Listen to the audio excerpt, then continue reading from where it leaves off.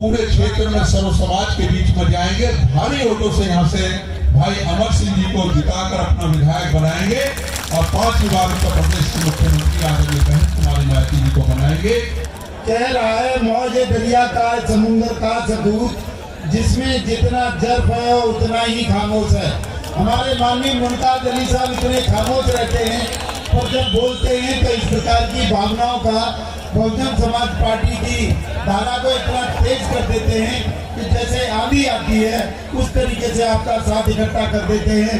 मैं उनका आदर और सम्मान करता हूं कि उन्होंने यहाँ आकर मेरी घोषणा भी की है और आप लोगों का मनोबल बनाया है। तो जाइए, अतः मैं सबका सम्मान करता हूँ और बहन जी का जो मुझे आशीर्वाद माननीय मुमताज अली साहब के थ्रू मिला है, मैं इस प्रकार की भावना रखता हूँ कि मैं आपकी सेवा ज़्यादा से ज़्यादा करूँगा और जो आपकी शिकायतें होंगी, जो मैं पीछे विधायकों की शिकायतें आ रही हैं, उसको मैं कभी आपके सम्मुख नहीं आने दूंगा।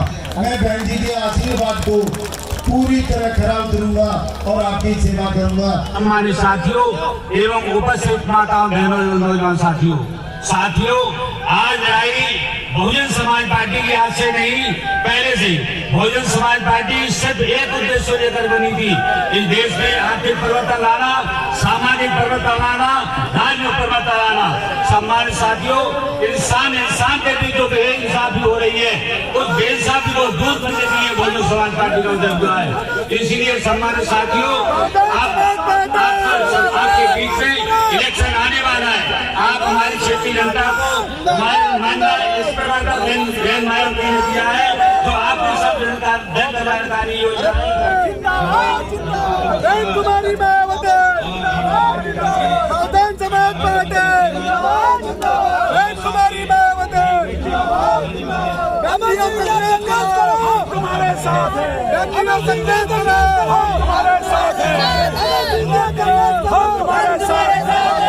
नमस्कार, बहुजन सेंचुरी देख रहे हैं आप। मैं विकास सिंह बौद्ध। इस वक्त हम लोग टूंडला उत्तर प्रदेश में मौजूद हैं। यहाँ पर बीएसपी की बहुत बड़ी रैली यहाँ पर अभी आयोजित हुई है और हमारे साथ बीएसपी के कैंडिडेट जो चुने गए हैं वो इस वक्त मौजूद हैं। सर, अमर सिंह जी हैं और पूर्व additional district magistrate ADM। Okay sir, तो आपने पूरा सरकार में पहले आपने अपनी काम किया, उसके बाद अब आप ज़मीन पर उतर करके बहुजन समाज में आपको क्या ज़रूरत पड़ गई टिकट लेकर के चुनाव लड़ने की?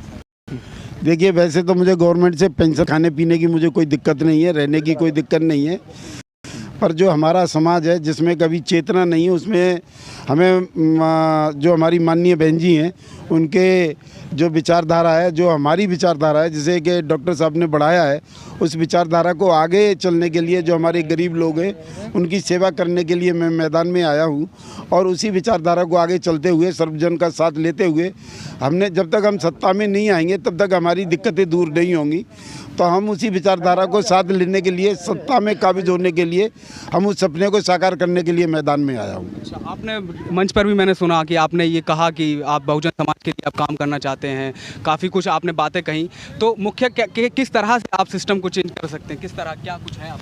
देखिए, बेसिकली हमारे गाँव में बहुत सारी, हमारा जो क्षेत्र पड़ता है वो विषम परिस्थितियों से गुजरा है। कहीं पानी नहीं है, कहीं अस्पताल की कमी है। इस पूरे हमारे विधानसभा क्षेत्र में कोई बढ़िया अस्पताल नहीं है, एक भी अस्पताल नहीं है।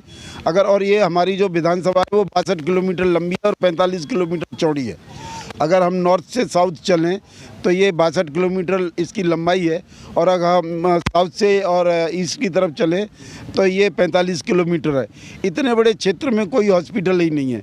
और हमारे यहाँ आपने देखा है कि विगत 2 सालों से कभी कोरोना है, कभी डेंगू है, कभी मलेरिया है, कभी कोई अल्जाइमर से परेशान है, कोई कैंसर से परेशान है, कोई किसी का एक्सीडेंट होता है। ये रोड इतनी तेज़ चलती है, उन पर एक्सीडेंट रोज़ आते रहते हैं। ऑर्थोपेडिक्स की भी ज़्यादा अच्छी सुविधा नहीं है, न्यूरो की भी सुविधा नहीं है, और अक्सर कर आदमियों को आगरा रेफ़र करना पड़ता है। तो हमारे यहाँ बेसिक जो रोटी कपड़ा मकान की भी लोगों को समस्या है, मेडिकल की भी सुविधा नहीं है, और एजुकेशन का स्तर इतना गिर गया है कि अगर वो नहीं सुधारा गया तो हमारे लोगों को और हमारे बच्चों को, मुझे लगता है कि जो अभी तो स्कूलों में कटोरा देकर भेजते हैं, फिर उन्हें समाज में कटोरा लेना पड़ जाएगा, बड़ी दयनीय स्थिति आ जाएगी। ऐसी स्थिति में सुधार लाने के लिए मैं जनता के बीच आया हूँ। बहुत अच्छी बात कही आपने, जिस तरीके से आप बता रहे हैं कि बिल्कुल आप हेल्थ के ऊपर आपने मेन फोकस रखा है और आप इस ज़मीन पे रहे हैं तो आपको पकड़ अच्छी पता है, लेकिन कहीं ना कहीं योगी सरकार भी पूरी तरीके से देख रहे हैं कि आप जेवर एयरपोर्ट भी बन गया, राम मंदिर भी बन गया, तो क्या ये मुद्दे रहेंगे सर? मुझे लगता है कहीं आपने हवाई जहाज उड़ता हुआ देखा है? सब प्लानिंग आती है। आज तक कोई सर्जिकल स्ट्राइक हुई है सन 19 के बाद? आज तक नहीं हुई ना। आज तक कोई कितनी नौकरियां मिली हैं लोगों को? रेल बेची जा रही है, जेल बेची जा रही है, अस्पताल बेचे जा रहे हैं, आपकी बैंकें बेची जा रही हैं, LIC बेची जा रही है, नेशनल इंश्योरेंस की प्लानिंग है। हमारी सारी कंपनियां बिक जाएंगी तो हमें जो एम्प्लॉयमेंट की अपॉर्चुनिटी है वो होगी नहीं, और अगर एम्प्लॉयमेंट की अपॉर्चुनिटी नहीं होगी तो जो गरीब लोगों को रिजर्वेशन मिलता है वो ऑटोमेटिकली ख़त्म हो जाएगा। उसमें मुझे क्रिटिसाइज़ करते वक्त एक भी हिचक नहीं है कि उसमें हमारी तीनों विचारधाराएँ, चाहे वो संविधान के तहत हमारी पार्लियामेंट्री लेजिस्लेटिव अपनी एक अंग हो, और चाहे हमारा एग्जीक्यूटिव का अंश हो, चाहे हमारी न्यायपालिका हो, ये सब इस तरीके से गुथे हुए हैं, एक मानसिकता में गुथे हुए हैं कि वो ये सोचते हैं कि गरीब आदमी को और गरीब बनाया जाए, अमीर को और अमीर बनाया जाए। उस प्रणाली में चेंज लाना है, उसके लिए मैं मैदान में आया हूँ। बालक थकाएं, अब जब कटोरा हाथन में दे दे, कटोरा बालक के हाथन में दे दे, बालक नहीं पढ़ाई है रही है कहूँ हैं? बड़े बड़े आदमी के बालक पढ़ रहे हैं, हमारे बालक का कटोरा लेके ढोल लें, मैं कहने बालक ढोल लें, हमारे का पढ़ रहे हैं कहूँ हैं? मास्टर लगाए तो टेमा से स्कूल में ना आया बताए 10 बजे आए मास्टर चले गए, कटोरा दे दो हाथ में, बालक पीछे ढोल लेंगे। बालक पढ़ रहे हैं भाई, एक ना पढ़ रहे हो, सब बालक भाई यूँ ढोल ले मारे मारे, कटोरा हाथन में दे दें तो क्या कहते ढोल ले बालक, एक बालक ना पढ़ पाए रहो। हमारे क्षेत्र के आदमी हैं, हमारे मतलब प्रेमी हैं, बहुत बढ़िया हैं, उनके स्वभाव बढ़िया हैं, नारगी क्षेत्र के हैं, और हमको सहूलत ज़्यादा से ज़्यादा अच्छी उनसे मिलने से ज़्यादा मिलेगी। और अगर हो जाएंगे तो हमारे बच्चों के बारे में, हमारे बारे में, शिक्षा के बारे में सहूलत ज़्यादा से ज़्यादा हमको मिलेगी। हमको ज़्यादा से ज़्यादा नौकरी के बारे में, बच्चा हमने पढ़ा लिए हैं मगर हमारे बच्चे नौकरी से डोल रहे हैं, उनके बारे में सोच रहे हैं कि किसी जैक को हमको मिले ऐसा जो हमारे बच्चे नौकरी करें। संघर्ष यूँ करेंगे कि हमको अगर सवार वजन उनके ऊपर डालेंगे, संघर्ष नहीं लड़ पाएंगे, और सब मिलकर लड़ेंगे तो संघर्ष हम लड़ेंगे। बहुजन समाज पार्टी, कुमारी बहन मायावती। एक सवाल और करना चाहूँगा, काफ़ी सारे क्वेश्चन उठ रहे हैं बहन जी पर भी, कुछ लोगों का कि ब्राह्मण को क्यों, काफ़ी सम्मेलन भी किया बहन जी ने, अभी एक सम्मेलन भी किया, तो उस पे क्या कहना चाहिए? देखिए, हमारे काशीराम साहब ने और डॉक्टर भीमराव अंबेडकर साहब का एक विचारधारा थी। हमारा जो समाज है, मैं जाटव समाज से आता हूँ, पर मैं उसको SC समाज को संबोधित कर रहा हूँ। अगर मैं हमारे को कहता हूँ तो मैं SC समाज को और OBC समाज को रिप्रेजेंट कर रहा हूँ, मैं माइनॉरिटी को रिप्रेजेंट कर रहा हूँ, जो 85% हम लोग बनते हैं। ऐसी स्थिति में हम ये कहना चाहेंगे कि हमारी बहन जी पर, जो आप बहन जी के मुकाबले कोई दूसरा नेता बताइए। हमारे समाज में 85% में से बहन जी के मुकाबले का कोई उस स्टेटस का नेता बताइए। हमारी बहन जी 4 बार इस उत्तर प्रदेश से, जो सबसे बड़ा प्रदेश माना जाता है, मुख्यमंत्री रही हैं, और चाहे बीजेपी की मजबूरी रही हो, चाहे समाजवादी की मजबूरी रही हो, उन्होंने हमारी बहन जी को मुख्यमंत्री बनाया है। 2007 से 2012 का शासन आप देख लीजिए, किसी भी सरकार से आप तुलना कर लीजिए, हमारी बहन जी के मुकाबले का शासन कभी न आया और न कोई दूसरी पार्टी देने पाएगी। इसलिए हम बहन जी की जो क्रिटिसाइज़ करते हैं वो हाइपोथेटिकल सिचुएशन में करते हैं, अन्यथा वास्तविकता उसमें कुछ नहीं है। बीएसपी की क्या पहचान?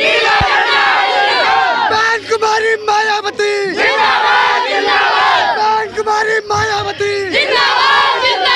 बहन कुमारी मायावती। सर, आपने बताया था कि जेवर एयरपोर्ट और राम मंदिर, तो ये कोई मतलब मुद्दा नहीं? ये हवाई है। कौन सा विकास? हवा में विकास है, किधर है? जमीन पे तो है नहीं। किसके लिए? अगर एयरपोर्ट बन गया तो इन भूखे लोगों को खाना मिल जाएगा क्या? इनको रोजगार मिल जाएगा? प्रश्न ये है। क्या मंदिर बन भी गया तो मंदिर से किसका भला होगा? किसी का भला नहीं होगा। भला युवाओं को रोजगार चाहिए, युवाओं को शिक्षा चाहिए, किसानों को अपनी जमीन चाहिए। यहाँ ये सरकार कर क्या रही है? हवा सिर्फ उद्घाटन ये करते। कब उद्घाटन कर रहे हैं? मैं इजाजत लेता हूं। ठीक है। एक सवाल और करना चाहूँगा। जिस तरीके से मोदी जी विदेश में जाकर के कह रहे हैं कि ये युद्ध का नहीं बुद्ध का देश है, क्या लगता है कि विचारधारा मानते हैं मोदी जी? नहीं, वो उनके ये बनावटी और फरेब है। वहाँ जाते हैं तो बुद्ध की बात करते हैं, यहाँ आके बुद्ध मंदिर यहाँ हमारे बुद्ध स्तूप तोड़वाते हैं, बुद्ध विचारधारा के अगेंस्ट काम करते हैं।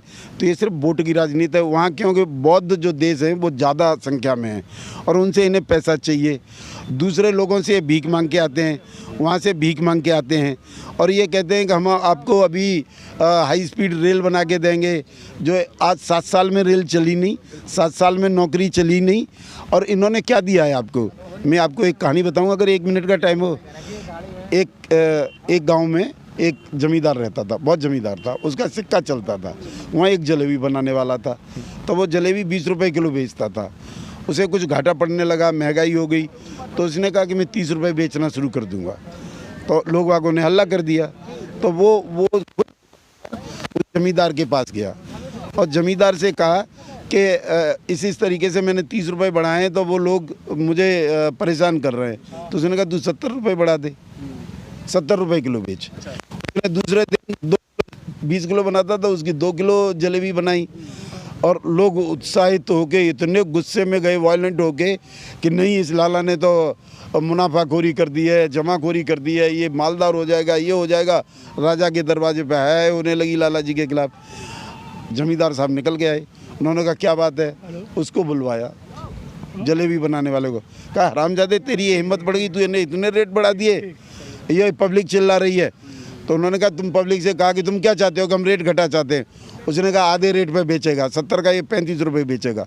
तो वो पहले 30 बेच रहा था, 5 रुपये का टैक्स और लग गया, वो 35 रुपये बेच रहा है। यही सरकार। Thank you sir, thank you. यही लॉजिक है, बहुजन समाज, यही लॉजिक है। बहुजन समाज। जय भीम, जय भारत, जय भीम, जय भारत। तो इस वक्त हम लोग टूंडला में मौजूद थे और साफ तौर पर बहुजन समाज पार्टी का यहाँ पे परचम भारी दिख रहा है और जिस तरीके से आज यहाँ पर भीड़ देखी गई है तो साफ तौर पर कहा जा सकता है कि यहाँ से जो है बहुजन समाज पार्टी अपनी जीत तय करेगी।